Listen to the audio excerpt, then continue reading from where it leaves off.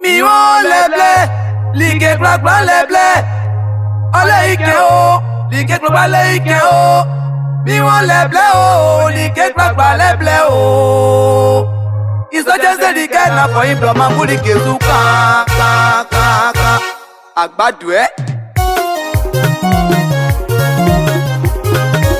Ojuria, Esilie, Atumble Ulombia Roger. Un affaire galé sous mes anouma, papa, Guamaba. Aïe, aïe, aïe, aïe, aïe, aïe. DJ S4, salut à toi. Oh, aïe, oh, aïe, Menaye Banua, Ajenaye Basua, Anyanzika, oh, c'est Agbaswani. Anze kusa toloto Dike Christian de Congo Negro Ole like kuni ple Ani amae Omangunga Ani bewa sukrui Bekwa kwaso abadi be jumamu Beku olie sakule juma ngeme yo Nango koko Naba ya tanje like su Sangese woke like kwa kwa sa leble Yeah Oh aye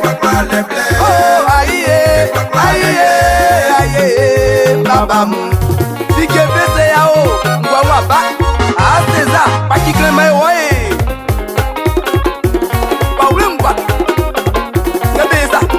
Kabeza Kabeza Kabeza Iwo Iwo Iwo Iwo Iwo Iwo Yo yo Besisu Besisu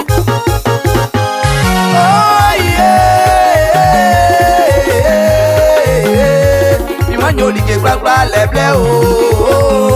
Fan club Kofi Boy fait Ambla ya kupungwai Managa ya ojeme Betile kona okwae Mana tendensi livi Kofi ngeza Natasha kwa me Kofi Boy fait Ngwa ke badia o Manyoli ke gbagba leble Yeah Oh aye Oh aye Bila ye gwanuwa Ajeka gwasuwa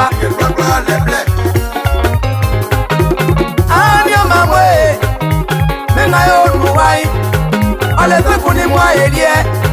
Ole kofi ni mwa yo Ole kwajo ni mwa elie Ole maya ni mwa yo Ole moja ni mwa elie ni Na kwa ito bro mambuli kesumwe Go ano Iya o Iya no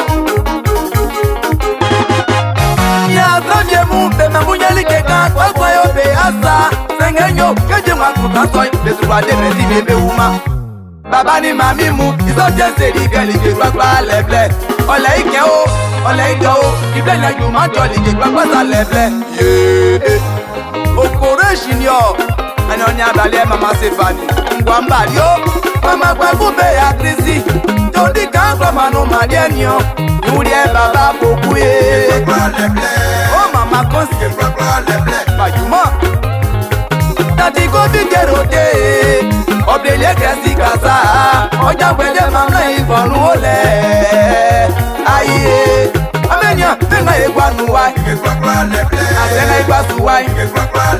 Se aja blao Aja pian Ewa me ubamu Ya me toloto Ewa me François Sija konga benye kaka kaka Yeku obele waju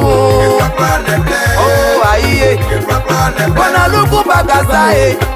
Aye tumanu marienio Kandri kofi sherime